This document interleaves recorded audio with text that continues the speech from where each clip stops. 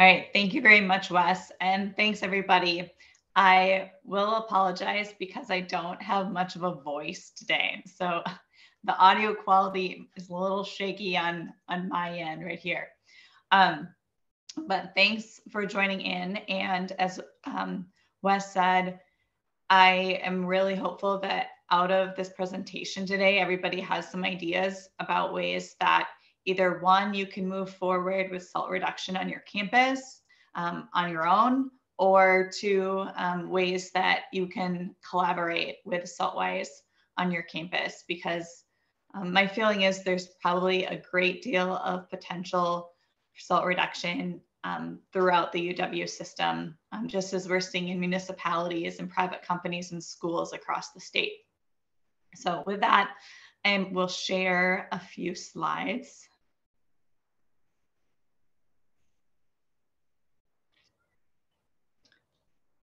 So, all right. So the title of the talk today, The Hidden Costs of Oversalting. If everyone here is in Wisconsin, we're pretty familiar with just giant mountains of salt every winter. Sometimes they're hanging out the rest of the year, hopefully covered when they're not needed. But it's just kind of become a pretty blasé feature of the landscape. And it wasn't always that way, right?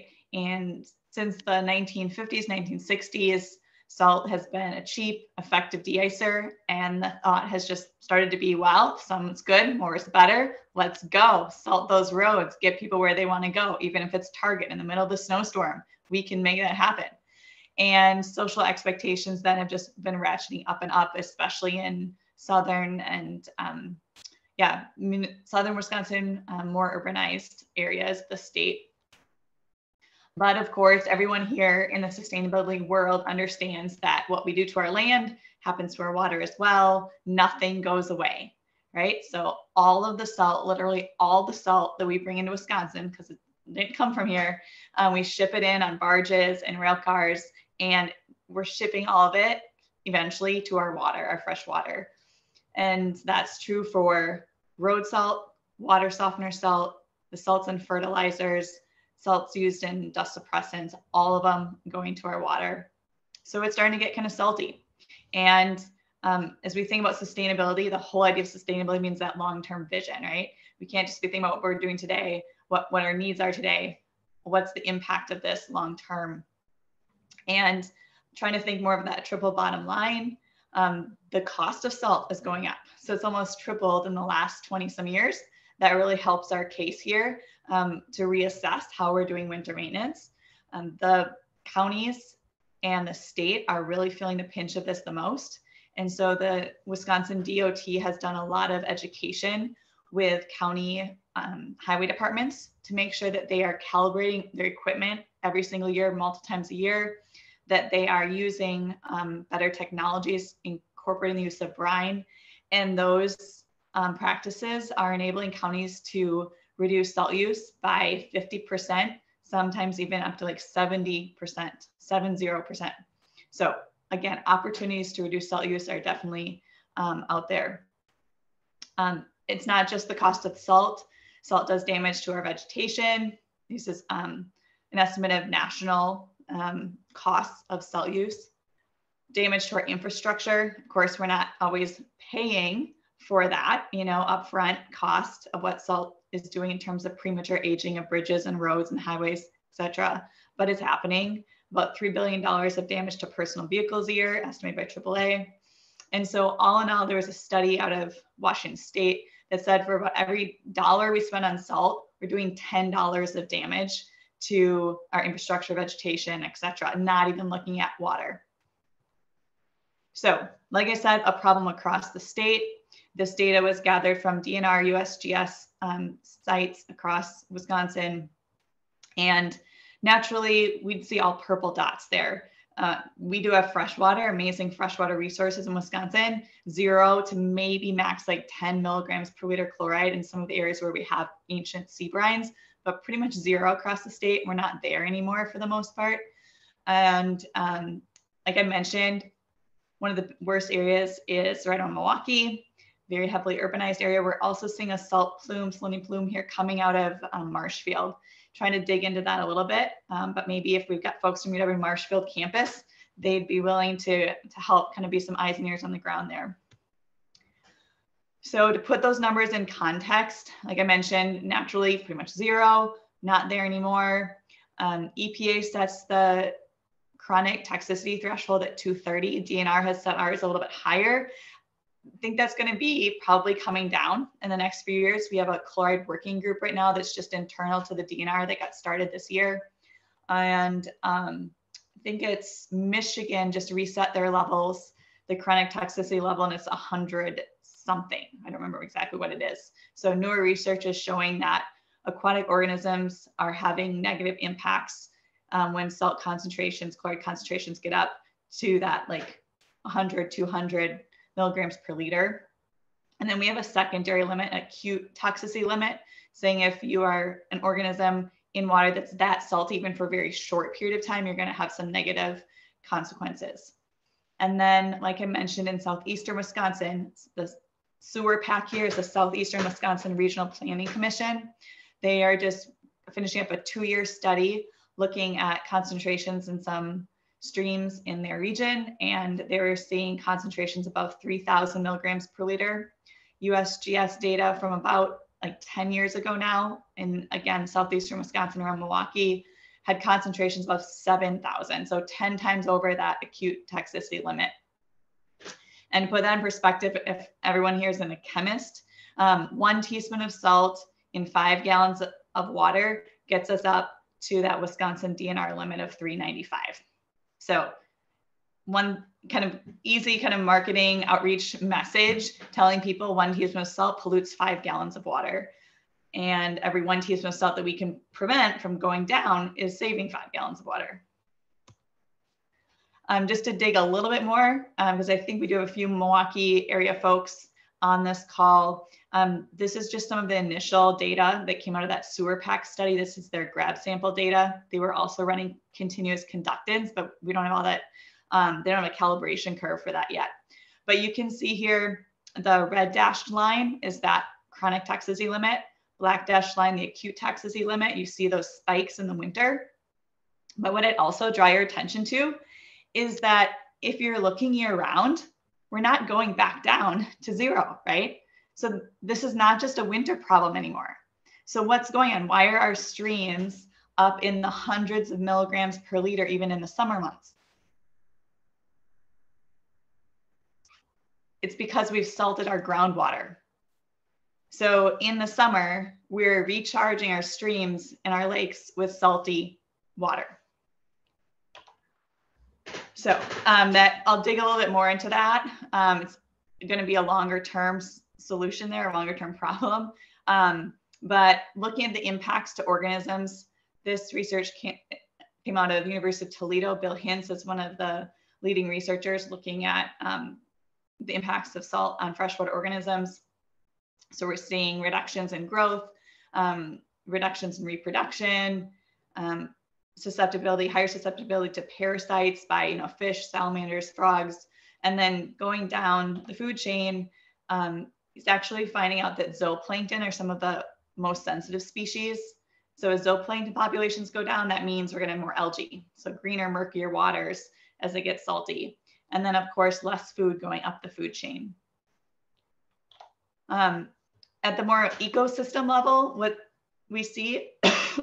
Thankfully, we don't have any lakes in Wisconsin that have gotten this bad.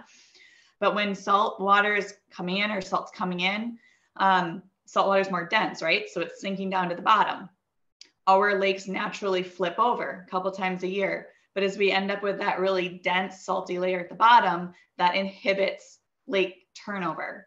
And so we have seen in Minnesota, this is an article from New York State, where lakes are not flipping anymore. And that means we're not redistributing oxygen and nutrients throughout the water column. So some bigger problems there. And then to get back to what I said, chloride in groundwater, also an issue across the state of Wisconsin right now.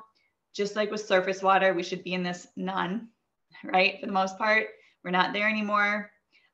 If you're interested in digging into this data for whatever location you're at, you can go to UW Stevens Point Well Water Viewer, and you can go down to, as I'm showing here on this map with Wood County in the bottom left, you can actually go down to the section level to get data. Now this is all private well data. So if you're in a very urbanized area, you can kind of see like Milwaukee, we don't really have data points there because it's all based off of private well data. So this is more rural communities. Not that it's not a problem in our cities as well. I guess I pulled that out because it's not a local audience, but in Madison, they've got one well that's up to 150 milligrams per liter of chloride. And some folks say they can taste the salt already. It hasn't reached the EPA taste threshold, but the city's predicting they're probably gonna have to shut it down in the next like 10 to 15 years. So it's just kind of steadily been going up. And yeah, so it'd be worth looking at on your campus. If you're on municipal water, what are the chloride levels that are coming to you? So again, the SaltWise partnership started in the Madison area. So I kind of have the logo center there in Dane County. But I was hired on about almost a year and a half ago now, to take the SaltWise work statewide. And so I've been connecting with watershed organizations like the Rock River Stormwater Group, nonprofits, cities, municipalities, counties, to just kind of get the message out. And then the Fund for Lake Michigan is helping financially along with some of these other partners. And so we're trying to live up to our name, right? Be Wisconsin SaltWise. So we've got a problem, obviously, means rethinking the way we're doing something, rethinking winter maintenance first and foremost. So one of the things we hear a lot is, but this is the way we've done it. We don't want to change, right? This isn't the way we've always done it. Nothing is the way we've always done it, right? We're always changing. We're going to change. When are you going to change?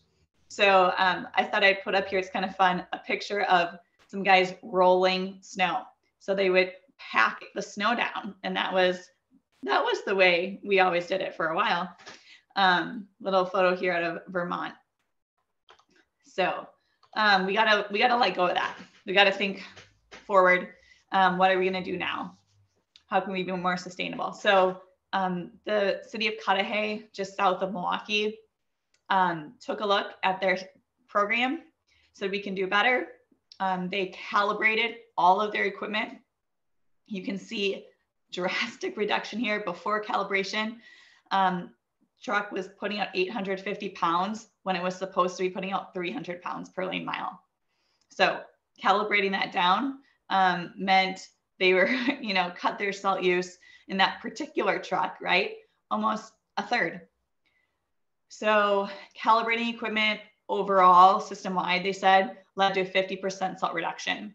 The leaders in that Department of Public Works were able to pull some strings and say, okay, if we cut our salt costs, we don't want to lose that money back to the general budget. We want to keep those funds. We want to reinvest them. And they were able to do that, which isn't always the case. So they reinvested in their equipment. They got equipment to buy brine for anti-icing, which I'll get into. And they trained all of their staff, and overall have reduced salt use by, here it says 69.9%. I actually ran the numbers a week or so ago that I got from DOT, because Cudahy, like a lot of municipalities, some universities, buys their salt from the state.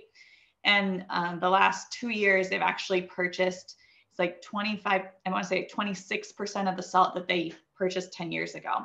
So they've maintained that. So just another municipal example here, Middleton, right outside of Madison. You can see their trucks here have ground speed controllers, so they can actually set how many pounds per lane mile they want them to be putting out. So as the truck is slowing down, it's putting out less salt. If the truck stops, you don't have that pile, at the intersection. I think a lot of us are used to.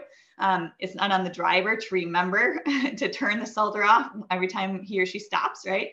The truck does it. Right beneath salt, you see brine.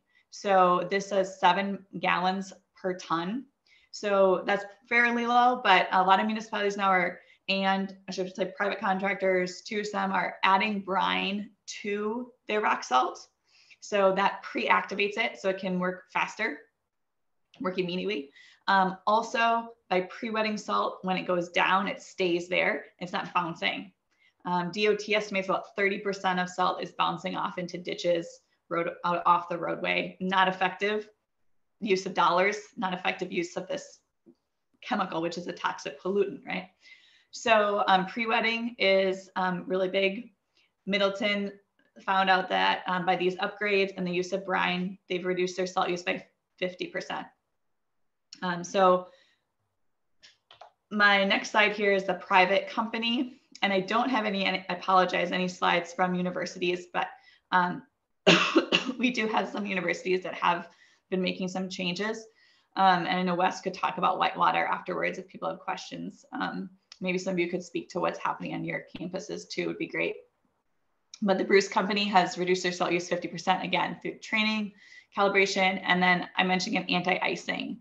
So anti-icing, really briefly, the idea of putting brine down before the storm. So it's like putting oil on your skillet before you cook. The spatula comes and your food comes off, right? You forget to oil your skillet. What happens? Your food is stuck there and you're scraping and scraping and scraping. And what our municipalities or people doing, they're just throwing salt on it. So if we can get people to use brine first, prevent that bond from forming, plow comes through, snow is gone. A lot of times people are saying they aren't even putting any rock salt down afterwards. Okay, so huge, huge potential there in saving total salt use. Yes, brine is still salt, right? It's about 23.3% salt to water. Sometimes other additives are used when temperatures are getting really low to further reduce or further lower the melting point. So what can you do to help write this next chapter in winter maintenance and salt reduction? So if your staff has not yet attended a smart salting training, a number of folks have. I know yesterday we had some folks from UW Oshkosh that came down to Madison. They've taken the class. They were attending one of our open houses. I saw some folks from Stout at one of our first open houses this fall. I mentioned Whitewater is doing some good work. UW sent a lot of folks to training, but I haven't necessarily been able to hear. I know Travis is on and we're going to be meeting next week, like if they've been able to make a lot of reductions in practice. But if your campus has not, this is like a first step, is educating the folks that are putting the salt down. Can't really stop there, but that's a great first step. Also sending them to some equipment open houses. Like I mentioned, we had a number of these across the state this fall. Be looking at doing some more next year as well. This is just getting, operators talking to other operators about what they're using, what's working, rates, equipment, etc. Yeah, so these are a couple photos from yesterday's open house I thought I would put up here because here we have someone from UW Madison. This is Tim Pollock from Madison College. So they're using these power rotary brooms to just sweep the snow after they've plowed it and not use salt. This is Matt Meyer from EnviroSealers, and he took the class last fall, really inspired, has his own winter maintenance company. They do obviously seal coating in the summer. And so he built this little system up. It fits into the hitch of pickup and easy on, easy off. And he's actually made a bunch of these to rent out and to folks who want to try out brine without necessarily investing in buying the equipment right away themselves. So another potential for education, we have monthly webinars. So this first one was with some private winter maintenance folks. And we had one with we had one with Mayo Clinic, trying to get the word out to hospitals. Just because you're a hospital doesn't mean you have to sell like there's no tomorrow. We've got one coming up in a couple weeks, Brine on a Budget. So those are all archived on our YouTube if you're interested in checking any of them out. There's some others too. And then Salt Awareness Week, had it for the first time last January, gonna run it again this year. So that would be a great thing to promote on your campus through your sustainability department, maybe run an event on campus that week. A lot of what we're doing is trying to tell these success stories and get the word out. So if you guys can follow us, share our stuff on social media, it's awesome. Ho Chunk Gaming came to the equipment open house yesterday. So proud of what they're doing. I said here, 70% reductions. What they told me yesterday was that they used a total of 3 bags of salt all winter last winter to make their brine. And that was the total amount of salt they used. And the year before they had purchased 40 some bags is what they used to use. So crazy, but awesome to hear these stories. And people are just so proud of what they're doing. It's really great. So just a couple more photos here. I was at UW campus on Monday and ran an outreach event. I have a few UW Badger volunteers that I'm working with this semester through the Mortgage Center volunteer program. And so what we did was just a little outreach on Library Mall, had folks come up, they could print t-shirts or patches or bandanas. And you can see we've got a little Save Wisconsin with some water, our logo, hashtag Keep It Fresh Wisconsin, some of the organisms that are impacted by oversalting. And then people can be our, do some free advertising for us in the community.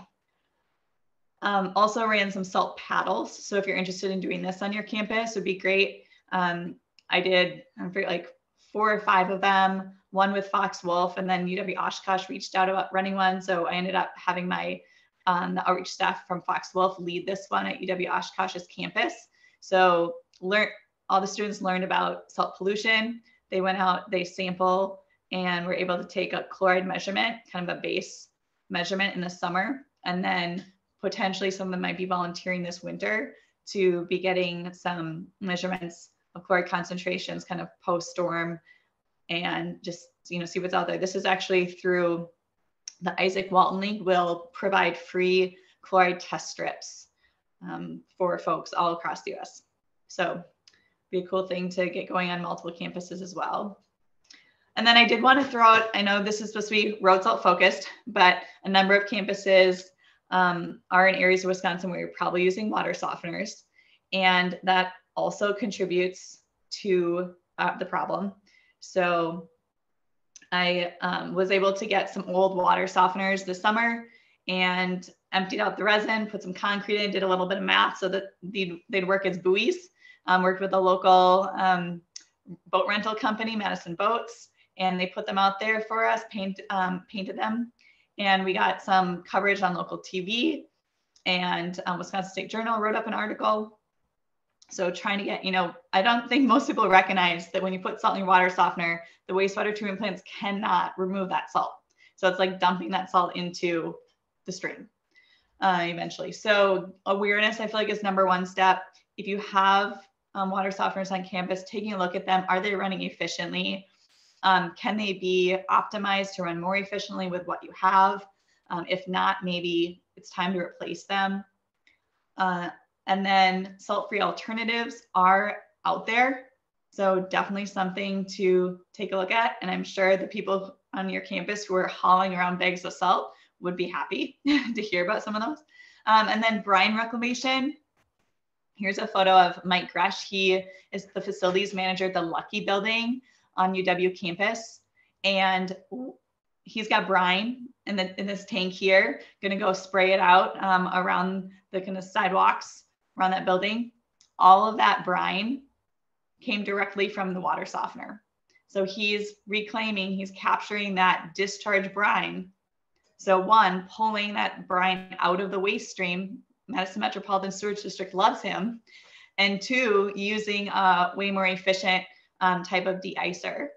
3, another benefit here is all of the businesses in that building love that he's using brine on sidewalks because folks are not tracking rock salt into their buildings and they don't have that mess to deal with throughout the winter. So I thought I'd just leave you with, reiterate a few of the points, some ideas campuses could get involved this year. Participating in Salt Awareness Week in 2022. I threw the dates up there again. We just did a bunch of virtual webinars this year. We're hoping to do a few in-person events. Would love to have some happen on campuses.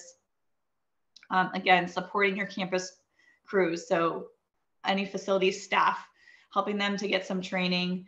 In addition to the training that we have, there are also some training videos that UW students put together. So even if it was just getting people to sit down for like a 10-15 minute video and having some conversation about practices and brainstorming what could be improved on your campus. Like I said, a lot of campus staff already have taken this, facility staff have taken this, and sometimes what we're hearing from them is, we want to do this, but the students and the staff are not going to like it.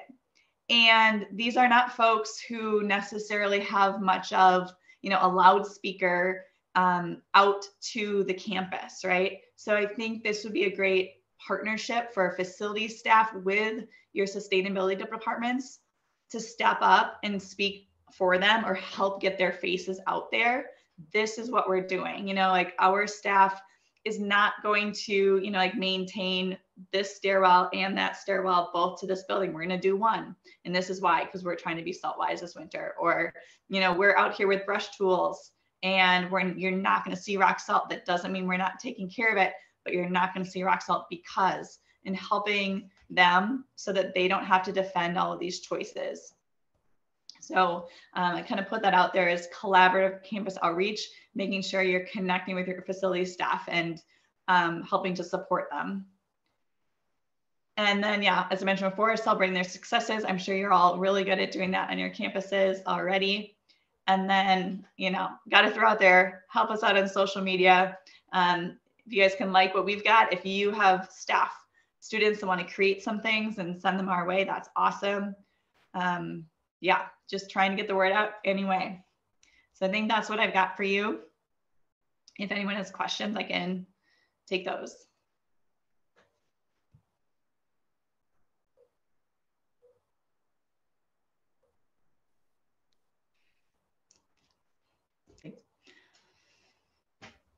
Hey, Allison, I have a quick question for you. So who runs the workshops? So right now, all of our workshops are led by Fortin Consulting. They developed the Smart Salting Workshop in conjunction with the Minnesota Pollution Control Agency. Going into 2022, we do have a grant. We're looking at developing some short videos so that we could have a series of videos that would cover the same content, but we're not there right now. So yeah, you can also, if you have like a number of staff on your campus and you would want to just kind of run your own, you could work directly with Fortin Consulting. I could pass on contact information. I'm sure they'd be happy to, come to your campus and do a training, or you could, go in on an all UW virtual training. Yeah, a follow-up question to that. In one of the testimonials by Brad Hopwood from Middleton, he said that the employees were certified by the SaltWise program. You guys do certify employees, or you certify people? We certify individuals. Yeah, people take the class and then we have an assessment. And so they have to pass the assessment. How long is that certification good for? 5 years. Okay.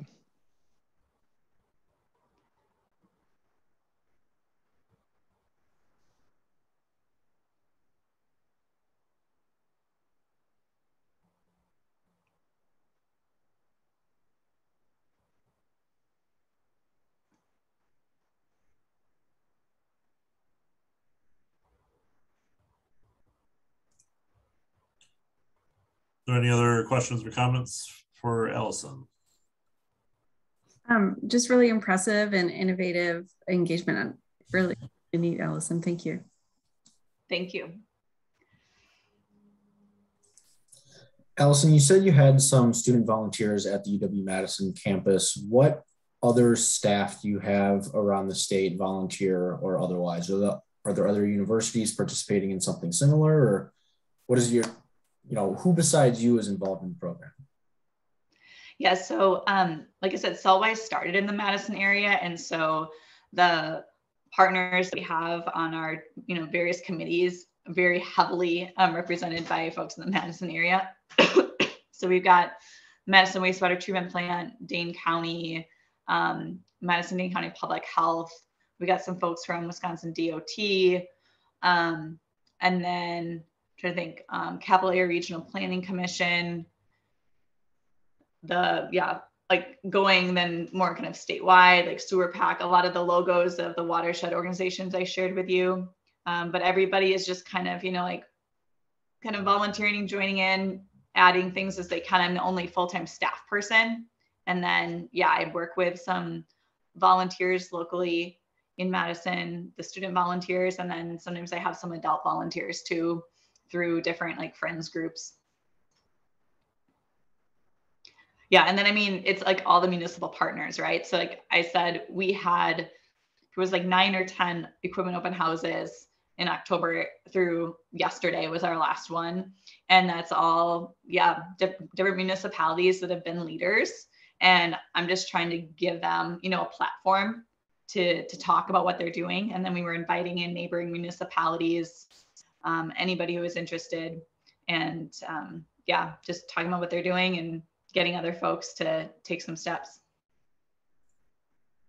Yeah, I think that's a really key piece of it. I know Allison has kind of pointed out in the past, sometimes it's hard for her to come in with some degree of credibility with a bunch of people that are basically behind the wheel of the plow, doing this stuff day in and day out. And that's a struggle that I face on our campus, working with facilities people on a variety of issues. So it's nice to be able to try to connect those best practices that are occurring from people that are engaged in this in some way, like our snow removal guy, our main guy, kind of embraced the training and built a brining system from scratch, essentially, to implement on campus. So, it really kind of takes those internal champions to help spread the word. It really goes a lot further. And these open houses are a great way to do that.